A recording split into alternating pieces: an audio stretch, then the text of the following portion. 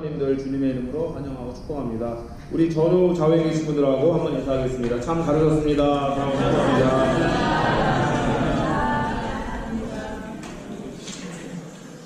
오늘은 출애굽기 말씀을 중심으로 예배자를 찾으시는 하나님이라는 제목으로 말씀을 전하도록 하겠습니다. 제가 올해 들어서 2019년 들어서 성경 일독 설교를 해야겠다라고 이제 하나님이 마음을 주셔서 창세기부터 이제 성경 일독표에 따라서 설교를 하고 있는데,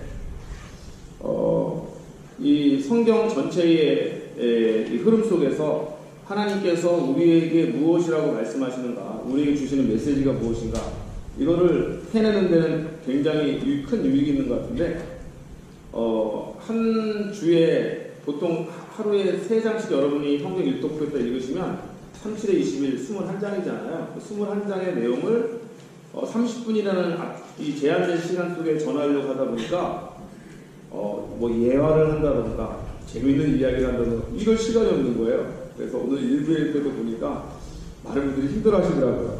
성경 공부하는 것 같고. 그러나 그래서 올 한 해는 재미있는 설교를 포기해야겠다. 왜냐면은 성경에 있는 말씀만 전하기도 이게 시간이 부족해요. 그러니까 오늘도 제가 일부 예배 때는 제가 준비한 설교의 한 50%밖에 하지 못했습니다. 시간이 부족해서. 그러나 11시 예배 때는 다 하게 될 줄로 믿습니다. 네. 여러분, 구원의 확신이 있으십니까? 네. 내가 하나님의 자녀가 되었다는 확신이 있어야 됩니다. 확신이라는 것은 확실히 믿어지는 것입니다. 내가 하나님의 자녀가 되어서 구원받은 하나님의 백성이 되었다. 성령이 내 안에서 내 영과 더불어서 내가 하나님의 자녀인 것을 확증하고 있어야 됩니다. 성령께서 날마다 나의 마음속에 찾아오셔서 너는 하나님의 자녀다. 확신을 주시는 거예요. 너는 구원받은 하나님의 자녀다. 세상의 나라에서 건짐을 받아서 하나님의 나라로 너는 옮겨진 존재다.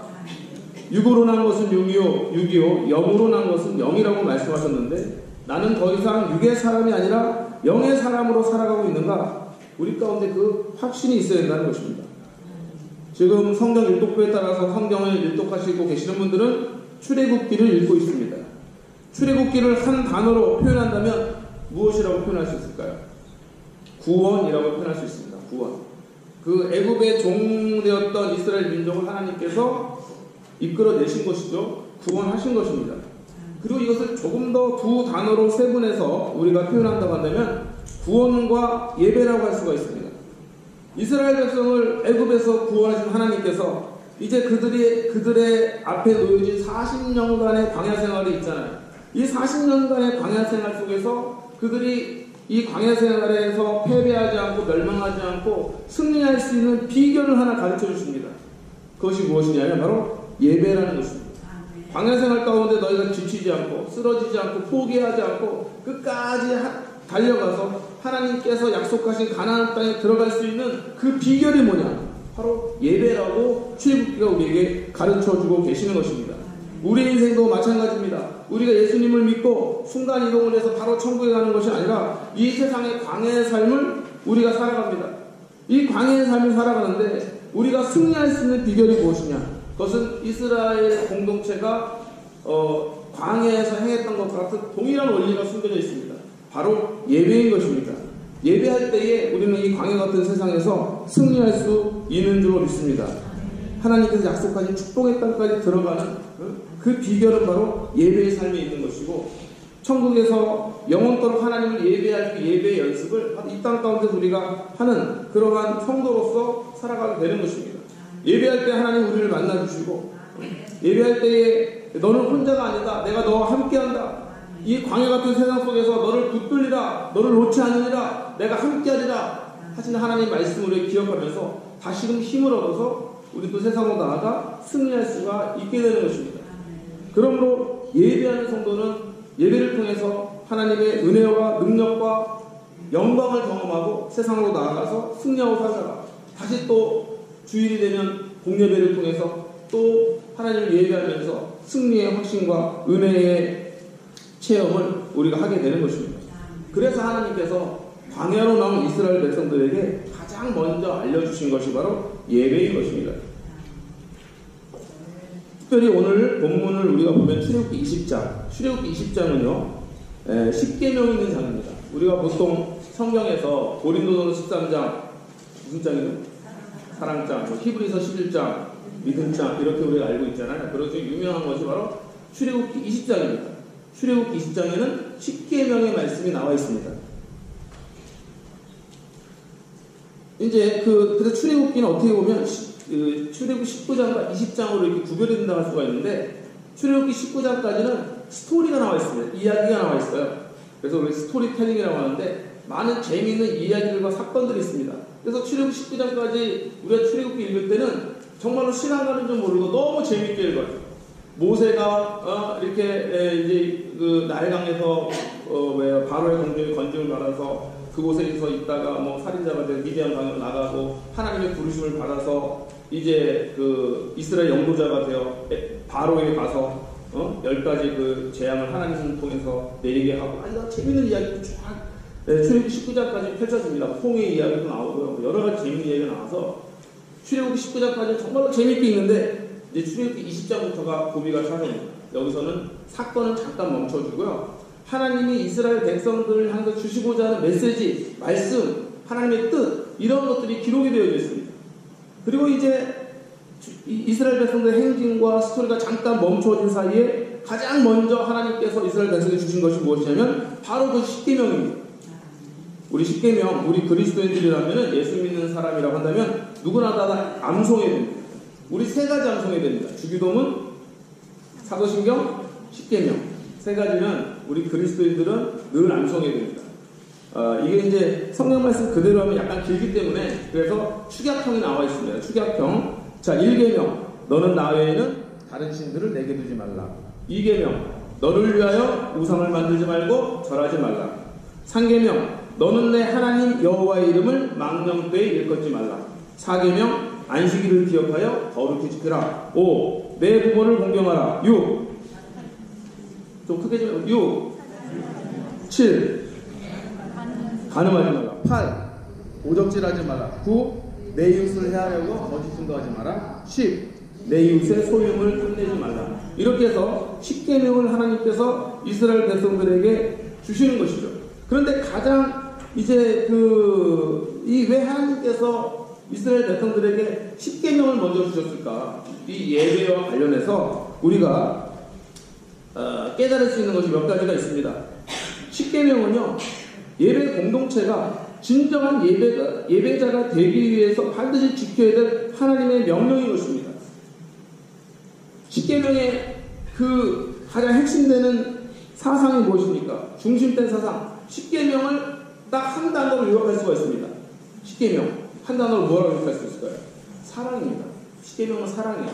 1계명부터 4계명은 어떤 사랑일까요? 누구를 향한 사랑이에요? 하나님을 향한 사랑입니다.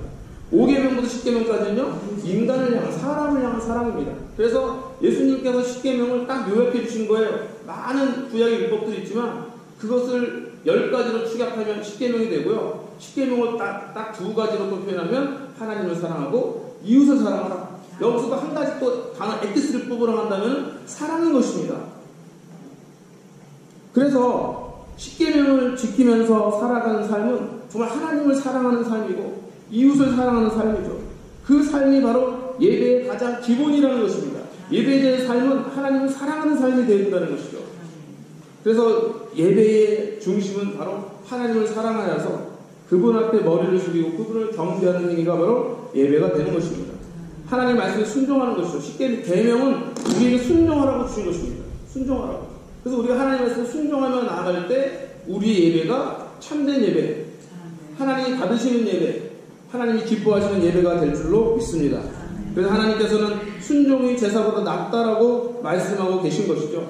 우리가 하나님 말씀 순종해서 하나님을 사랑하고 이웃을 사랑하는 그 모습으로 우리가 살아가면서 하나님을 예배할 때에 하나님이 받으시는 진정으로 기뻐하시는, 하나님이 기뻐하시는 예배가 될 수가 있다는 것입니다. 10계명을 주신 이후에 하나님께서는 출애굽기 21장 이후에 공동체, 특별히 이스라엘 공동체를 세워갈 규례를 주십니다. 규례, 법이라는 거죠. 규례를 아주 구체적으로 제시해 주십니다. 종들을 어떻게 다루라, 종들에 관한 규례, 타인에게 해를 입혔을 경우에 이렇게 행하라는 규례, 재산 보호에 대한 규례, 사회적 책임에 대한 규례, 다양한 규례를 주십니다. 그러면 이러한 규례들은 이스라엘 민족이 예배 공동체로 세워지는 것과 무슨 관계가 있을까요? 예배와 이 규례들은 도대체 무슨 관계가 있는 것일까요? 생각해 보세요. 규례가 없다고 한다면, 법이 없다고 한다면 그 사회의 질서가 완전 다 깨어져 버리겠죠. 우리가 대한민국 사회를 살아갈 수 있는 것도 법과 질서가 있기 때문에 그래도 어느 정도는 마음 먹고 살아가는 것입니다. 법과 질서를 어기면서 남을 해치고 뭐 도둑질하고 강도짓하는 사람이 있으니까 조금의 두려움은 우리가 있지만, 그래도 대한민국은 전 세계에서 치안이 가장 좋은 나라고 밤에도 이렇게 안전하게 돌아다닐 수 있는 몇 안 되는 나라 중에 하나입니다. 그거 뭐냐면 법이 잘 세워져 있기 때문에 그런 것이죠. 치안이 잘 되어져 있기 때문에. 그래서 법이 잘 세워져 있다는 것은 공동체가 서로 질서를 유지하면서 서로의 안녕과 평안을 보장하며 살아갈 수 있는 아주 중요한 요소인 것이죠. 법이 없다고 한다면 정말 우리들은 안심하고 이 세상을 살아갈 수가 없습니다. 하나님께서 이스라엘 백성들에게 법을 주신 것은 너네들이 평화의 공동체를 이루라는 겁니다. 서로 해치지 말고, 서로 해하지 말고, 서로 다투지 말고, 서로 미워하지 말고, 서로 반목하지 말고 평화의 공동체를 이루라. 그래서 평화의 공동체를 이룰 때 그들 마음 가운데 정말로 하나님께 주시는 은혜와 사랑과 평화가 임하겠죠.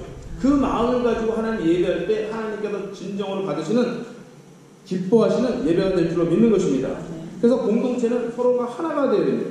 서로 이해하고 서로 사랑하고 용서하고 용납하는 그러한 공동체가 됩니다. 에베소서 4장 2절에 보니까 평안에 매는 줄로 성령이 하나 되게 하신 것을 힘써 지키라, 그렇게 말씀하십니다. 에베소 교회에게 주신 말씀이죠. 그러나 우리 모두에게 주신 말씀입니다. 평안에 매는 줄로 성령이 하나 되게 하신 것을 힘써 지키라.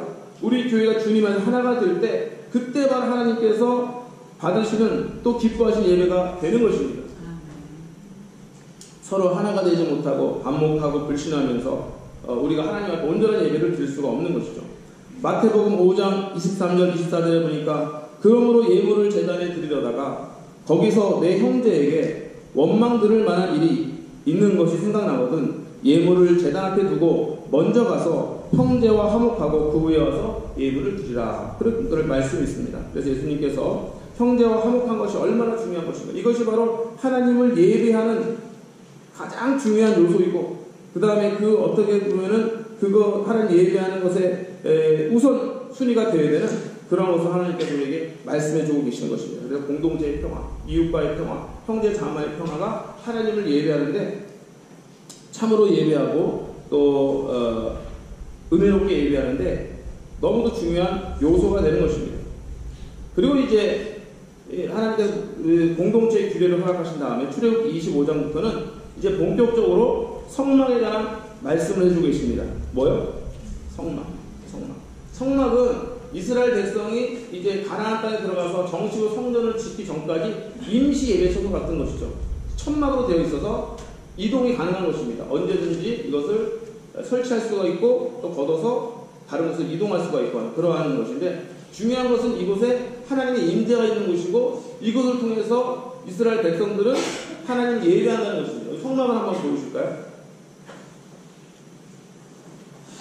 이게 이제 하나님이 출애굽기와 레위기를 통해서 이스라엘 백성들에게 만들어라 하고 주신 성막입니다. 이거는 그림으로 보여주신 건 다 말로 설명하신 겁니다. 그래서 뭐 길이는 몇 규빗, 지금은 몇 미터, 그다음에 폭은 몇 미터, 25미터, 그다음에 높이는 2.5미터 이걸 천으로 하고 뭐 흰색으로 하고 기둥을 뭘로 세우고 여러 가지 이제 성막에 대해 규례를 주십니다. 그리고 바깥뜰에는 무엇을 넣고 또 성소와 지성소에서는 무엇을 놓아라, 이런 이제 말씀을 해주고 계시는데, 이 모든 것이 무엇이냐면 우리로 하여금 하나님을 예배하는 참된 예배자가 되게 하시는 것입니다. 그래서 참된 예배자가 되어서 하나님이 날마다 이스라엘 공동체와 함께 하시다는 그 확신을 가지고 이 광야 생활을 승리하라는 거예요. 그래서 성막은 어떻게 보면 임마누엘의 다른 이름인 것입니다. 하나님이 너희와 함께 하신다. 광야 같은 생활 속에서도 하나님이 너희를 놓지 않으시고 너희와 동행하신다라고 시청각적으로 보여주시는 거예요. 자, 그래서 한번 살펴보도록 하겠습니다. 가장 먼저 이제 아래쪽을 보시면 문이 있죠. 흰 천막으로 둘려져 가지고 저게 전체가 다 성막인데 아래쪽에 보면은 문이 있습니다. 이 문은 무엇을 의미하는 거냐면 하나님께서 나를 구원해 주신 은혜에 대한 감사를 하며 나아가는 것입니다. 그래서 성막으로는 아무나 들어가는 것이 아니죠. 구원받은 하나님의 백성만 성막으로 들어가는 것입니다. 아무나 들어가는 것이 아닙니다.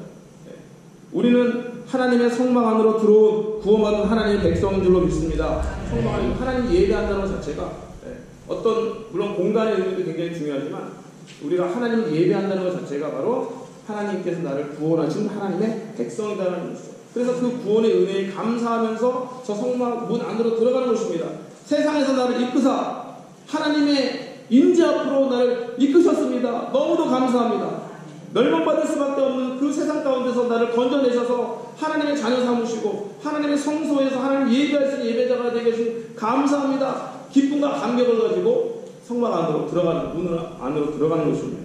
자, 문 안으로 딱 들어가면 가장 먼저 무엇이 있을까요? 번제단이 있습니다. 제일 앞에 있는 게 바깥 뜰 안에 제일 이스라엘 백성들이 딱 들어가면 먼저 있는 게 번제단입니다. 번제단에서는 하는 일이 뭐냐면 이제 이스라엘 백성들이 여러 가지 인생에서 죄를 짓잖아요. 그 죄를 그냥 용서받는 것이 아니라 어린 양이라든가 소라든가 이런 걸 짐승을 잡아서 각을 떠가지고 피를 흘려서 제단에 놓고 하나님께 제사를 드리는 것입니다. 그리고 원래 내가 죽을 죄인이었는데 이 어린 양이 나를 대신해서 죽임을 당합니다. 그래서 내가 어린 양이 나의 죄를 대신했기 때문에 내가 죄사함을 받고 이 죄사함의 이 감격과 그 기쁨을 가지고 하나님을 나아갑니다 하는 그런 신앙의 고백이 있는 것이죠. 그래서 이 번제단을 보면은 우리는 누가 생각나요? 예수님이 생각나잖아요. 우리의 죄를 대신해서 십자가에 죽으시고 당신의 몸을 정말 번제단 위에 놓으셨던 주님이 생각이 나는 것입니다. 그래서 우리는 주님의 예수 그리스도의 피를 의지해서 죄사함을 받아서 하나님한테 나아가는 것입니다. 그래서 번제단은 그 동물의 피를 통해서 우리의 죄를 사하시는 하나님의 은혜를 의미하는 것입니다. 자, 번제단을 지나면 뭐가 나올까요? 그 다음에 자세히 보시면 뭐가 또 하나 있는데 물두멍이라는 것이 있습니다. 물두멍은 우리나라 말로 하면 큰 대야 같은 것입니다. 큰 대야에 물이 담겨져 있습니다. 그래서 거기를 지나기 전에 성소 앞으로 가기 전에 뭘 해요? 손을 씻는 것입니다. 손을 씻어요. 예나 지금이나 손을 씻는다는 어떤 의미가 있을까요? 과거에 어두운 생활, 어두운 삶을 다 씻겠습니다. 씻어내겠습니다. 그런 의미가 있죠. 그 새로운 모습으로 새 사람 되어서 하나님 앞에 나아가겠습니다라는 의미가 있는 것입니다. 그래서 손을 씻는 거예요. 손을 씻으면서 손만 씻는 것이 아니라 뭘 씻는 거겠어요? 내 마음을 씻는 것입니다. 내 영혼을 씻어내고 더욱더 거룩하고 순결하고 깨끗한 하나님의 아들, 딸로서 하나님의 백성으로서 하나님의 임재 앞에 나아가겠습니다 라는 것이죠. 자, 그렇습니다. 여기 바깥 뜰 안에는 번제단과 물두멍이 있습니다. 그 다음에 보면 성소가 있죠. 성소에는 일반 백성 들어가지 못했습니다. 오직 제사장들만 들어갈 수 있었습니다. 할렐루야. 오직 제사장들만 들어갈 수 있었어요. 내가 왜 할렐루야 했냐면 여러분은 사실 모두가 다 제사장이었어요. 성막, 지금으로 말하면 구약으로 말하면 다 성막 안에 들어가기 쉽잖아요.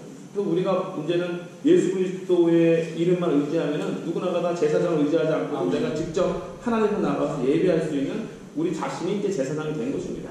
어쨌든 간에 그 성소에는 구약 시대에는 제사장들만 들어갈 수가 있었습니다. 그런데 거기에는 성소 안에는 무엇이 있었냐면 떡상과 등대와 향단이 있었습니다.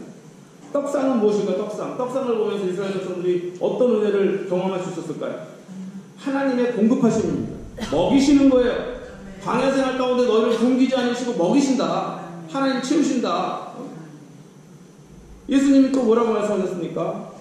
하늘의 새를 봐라, 들의 백합화를 보라. 질상도 하고 수고도 안 했는데 하늘의 아버지께서 먹이시고 입히신다. 믿음이 적은 자들아, 이 세상 살아가면서 무엇을 먹을까 무엇을 입을까 걱정하라, 염려하지 마라. 이것은 다 이방인들이 구하는 것이다.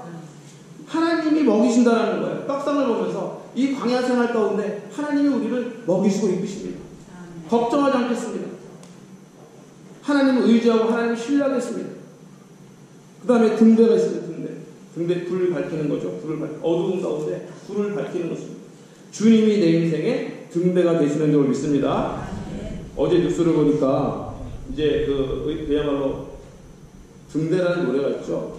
등대라는 노래가 있더라. 그래서 어쨌든 우리나라 바닷가가 많아가지고 이게 이제 해변가에 등대가 불을 밝혀주잖아요. 그 등대지기라는 노래가 있지 않습니까? 갑자기 생각이 안 나는데. 등대지기라는 노래가 있어가지고 그 등대지기 참 이렇게 어떤 순간에도 등대 불을 밝히면서 이 밤을 밝혀줘가지고 그 뱃사람들의 길을 다 인도해주는데 요즘엔 등대지기도 점점 사라지고 있대요. 왜냐면 자동화 시스템이 해가지고 컴퓨터가 다 가동을 한다는 거예요. 등대가 없어지는 거. 어쨌든 등대라는 것은 어두운 밤에 한 줄기 빛이 되어서 내 인생을 인도하는 것입니다. 하나님의 말씀이 이 어두운 세상 가운데 우리에게 한 줄기 빛이 되는 줄 믿습니다. 우리를 인도해 주시는 것이죠. 어디로 갈지 모르는 인생에게 성령께서 하나님께 너의 인생을 인도해 주실 것이다. 오직 하나님만이 내 인생의 등대가 되시는 줄 믿습니다. 어디로 갈지 모르는 인생을 향하여서 하나님께 등대가 되어서 이리로 오라, 이리로 오라, 주 예수 앞으로 오라. 우리를 초청하시고 인도하셔서 우리 인생을 어떻게 살아가야 될까, 어떠한 방향으로 내가 나아가야 될까를 주님께서 가르쳐주고 계시는 것입니다. 또 향단이 있습니다. 향단. 성소에 들어가면은 나중에 성소 그림도 보여드리면 좋겠지만 지금은 시간이 없는 관계로 향단은 기도로 의미하는 겁니다. 그래서 우리의 기도와 찬양은 하나님께 연락되는 것입니다. 그래서 우리 하나님의 사람들은 기도로 찬양으로 살아가는 존재다.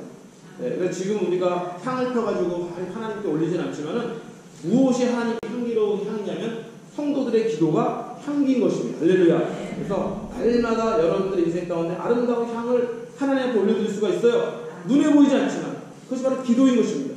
정말 진정한 마음으로 기도할 때 그것이 향기로운 향이 되어서 하나님께서 받아주실 줄로 믿는 것입니다. 그래서 우리는 기도하는 삶을 살아야 돼요. 그 다음에 성소 안으로 들어가면 성소 안은 보이지 않지만은 믿음의 눈으로 여러분 보실 줄로 믿습니다.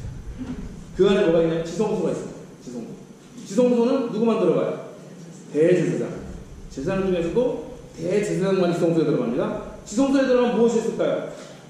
언약궤라는 것이 있습니다. 언약궤 안에는 세 가지 물건이 들어있습니다.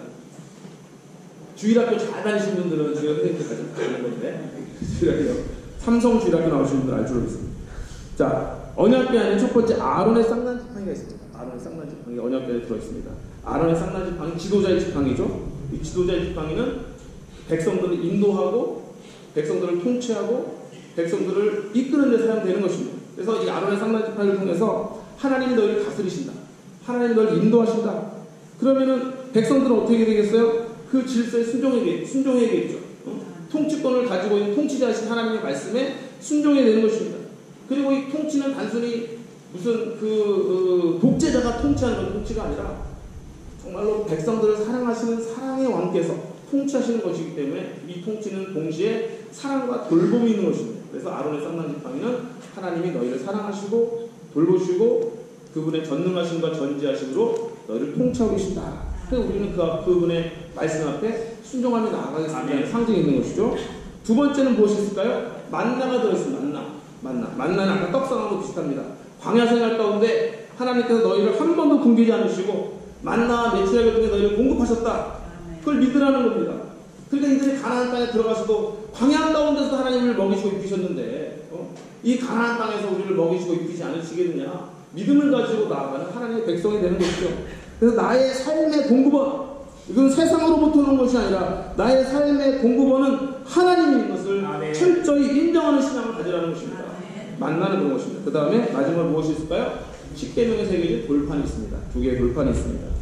그것은 바로 우리가 이 하나님 말씀에 순종하며 사는 것입니다. 살아가는 것입니다. 하나님을 사랑하고 이웃을 사랑하는 삶으로, 예배자의 삶으로 나오라는 것입니다. 자, 그래서 이렇게 성령에 대한 말씀이 출애굽기 24장 이후에 이제 쭉 우리에게 나오고 계신 것입니다. 그래서 이것이 바로 하나님께서 우리를 통해서 어떻게 예배 받으시기를 원하시는가, 예배의 본질에 관한 말씀입니다. 예배의 본질. 예배의 본질은 정말로 하나님의 구원의 은혜에 감사하며 예배하는 것이다. 나의 모든 죄를, 나의 모든 더러운 죄를 주님의 피로 씻고 주님의 임재 앞으로 나아가는 것이다. 죄를 그대로 가지고 나아가는 것이 아니라 죄의 고백과 참된 회개와 회심과 참회를 통해서 나를 새롭게 하고 하나님 앞으로 나아가는 것입니다. 나의 영혼의 죄악들을 씻어내고 어두운 모든 것들을 벗어내고 하나님께 나아가야 된다는 것이죠. 그리고 하나님의 인도하심과 하나님의 공급하심과 하나님의 사랑과 하나님의 은혜들에 철저히 순종하며 하나님 예배하는 삶, 그것이 바로 예배의 본질이라는 것입니다. 자, 하나님 쭉 그렇게 이제 성막에 관해 말씀하시고요. 그 다음에는 제사장에 관한 말씀이 나옵니다. 제사장 28장 이후에는 출애굽기 28장 이후에는 제사장에 관한 말씀이 나옵니다. 자, 구약 성경에는 제사장과 일반 백성들의 차이가 있었습니다. 이건 분명히 일종의 계급 같은 거였습니다.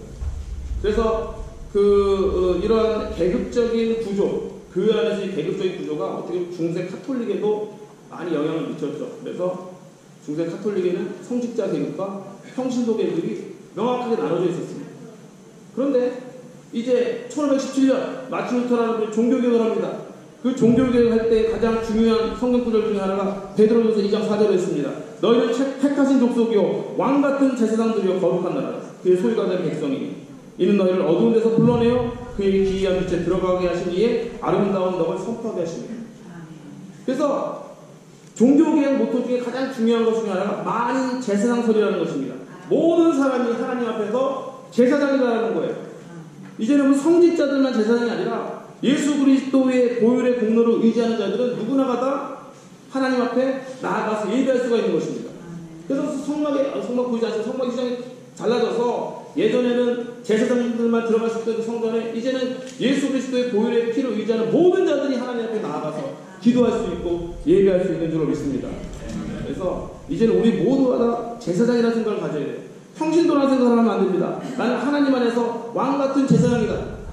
그럼에도 불구하고 교회에는 또 목사가 있고 장로가 있고 안수집사님, 권사님, 집사가 이렇게 있는데 이거는 계급이 아닙니다. 이거를 계급으로 생각하면 다시 중세 카톨릭적인 그런 사고로 돌아가는 것입니다. 그냥 주님 안에 교회 안에서 하나의 역할을 생각하시면 돼요. 교회 주님 웅대교회를 잘 세워가는 역할이다. 절대 계급이 아니다. 교회 안에 높은 사람이 있고 낮은 사람이 있고 이렇게 있는 것이 아닙니다. 우리 모두가 다 왕같은 제사장들인 거예요. 그런데 주님 웅대교회를 더 잘 섬기라고 더 헌신하면서 더 잘 섬기라고 하나님께서 이러한 목회자, 목사, 장로, 권사, 안수집사, 집사 이런 직분들을 우리에게 허락하여 주신 줄로 믿습니다. 그래서 직분은 결코 계급이 아니다. 직분을 계급으로 생각하면 우리는 다시 카톨릭적인 사고로 돌아가는 것입니다. 종교개혁의 가장 중요한 모토 중에 하나가 만인 제사장이다. 우리 모두가 하나님 앞에서 제사장이다. 사명자라 그런 말이에요. 그러니까 우리가 나는 평신도니까 목회자들이다 하겠지. 이런 생각을 가지고 있으면 우리가 나도 모르게 다시 우리 개신교인들이 중세 카톨릭적인 사고를 한다는 것입니다. 내가 하나님 앞에 사명자다. 내가 하나님 앞에서 제사장이다. 자, 우리 다 같이 따라 읽겠습니다. 내가 제사장입니다. 내가 사명자입니다. 할렐루야? 네. 그 믿음을 가져야 됩니다. 하나님이 목회자들을 위해서 피를 많이 흘리시고 평신도들을 위해서는 피를 조금을 주는 게 아니죠. 모두가 주님께서 그 보혈을 우리 모두를 위해서 동일하게 흘리신 것입니다. 우리 동일한 은혜를 받은 자들이에요. 그러므로 우리에게 동일한 사명이 있고 동일한 또 은혜가 있고 동일한 하나님의 사랑을 받은 자들입니다. 그 다음에 이제 31장으로 넘어가면 아주 중요한 두 사람 인물이 나오는데 감사합니다. 여기까지 하면 설교가 맞춰지는 겁니다. 일베이 이걸 못했거든요. 너무 성막을 오래 설명해가지고 시간이 나갔는데 11시에 되면 하나님이 다행히 시간을 다 살려주셔가지고 31장 이해에 가면 부살렐과 오홀리압이라는 사람입니다. 이 사람들의 이름은 여러분 많이 들어보지 못하셨겠지만은 31장 이후에는 굉장히 많이 반복되면서 부살렐과 오홀리압 이분들이 나옵니다. 이분들이 뭐 하는 분들이냐면 지금으로 하면 목수 같은 거예요. 목수. 뭘 잘 만드는 분들이에요. 그래서 성막에 들어가는 기구들을 이분들이 만들었어요. 얼마나 신실한지 모르겠어요. 그래서 이제 성경은 이렇게 나옵니다. 지혜로운 마음을 그들에게 충만하게 하사 여러 가지 일을 하게 하시되 조각하는 일과 세공하는 일과 청색, 자색, 홍색실과 가는 배실로 수놓은 일과 짜는 일과 그 외에 여러 가지 일을 하게 하시고 정교한 일을 보완하게 하셨느니라. 이게 바로 부살렐과 오홀리압이라는 사람에게 하나님께서 맡기신 사명이에요. 그러니까 이분들은 그런 재능이 있었던 것 같아요. 조각을 잘하고 세공을 잘하고 지금으로 하면 목수처럼 온 일을 잘하는 것 같아요. 굉장히 잘합니다. 근데 하나님 이런 것도 하나님께서 그들에게 섬길 수 있는 마음을 주시고 이러한 재능을 주셔서 그걸 통해서 하나님의 교회, 그러니까 성막을 섬기도록 하게 하신 것이죠. 근데 이분들이 이걸 하면서 우리는 제사장처럼 폼나게 다 옷 차려입고 예배하는 것도 아니고 하는 것도 아닌데 우리 늘 작업복 입고서 이렇게 조각이나 세공이나 전혀 불평불만하지 않았어요. 정말로 이들은 자신들이 하나님의 성막을 세워가는 하나님의 일꾼이라는 이 거룩하고 이 영광스러운 축복을 하고 이것을 얼마나 잘 감당했는 거예요. 그러니까 성경에 계속해서 부살렐과 오홀리압의 이야기가 나오는 것입니다. 예배를 돕는 손길이 있는 줄로 믿습니다. 그래서 예배는 직접적으로 예배를 돕는 손길이 있는가 하면 보이지 않게 예배를 돕는 손길이 있는 것이죠. 보이는 것은 목회자는 눈에 보입니다. 제가 예배 인도하고 있지 않아요. 눈에 보입니다. 성가대도 눈에 보입니다. 찬양팀도 눈에 보이죠. 그래서 눈에 보이게 주님의 몸된 교회 예배를 섬기는 분들이 있는가 하면은 눈에 보이지 않고, 여러분들이 아무도 없을 때 이 교회를 청소하는 분들이 있습니다. 눈에 보이지 않죠. 이분들이 예배를 돕는 것입니다. 할렐루야. 교회의 구석구석을 살피면서 어디 교회에 돌볼 곳은 없는가, 교회에 뭐 어디 잘못된 것은 없는가, 그래서 찾아다니면서 교회를 보수하고 청소하고 또 새롭게 하고, 이런 모든 일, 뭐 한 가지 예를 들어드린 것이지만 눈에 보이지 아니하는 그런 사명들이 있는 것입니다. 이 사명이 모두가 다 한 가지로 초점이 맞춰지는데, 그것이 무엇으로 초점이 맞춰질까요? 하나님을 예배하는 것으로 초점이 맞춰지는 것입니다. 우리 모두가 다 예배를 세워가는 존재예요. 눈에 보이게 섬기는 손길들도 예배를 세워가는 것이고요. 부살렐과 오홀리아처럼 눈에 보이지 않게 주님의 몸된 교회를 섬기는 것도 예배를 세워가는 일인 줄로 믿습니다.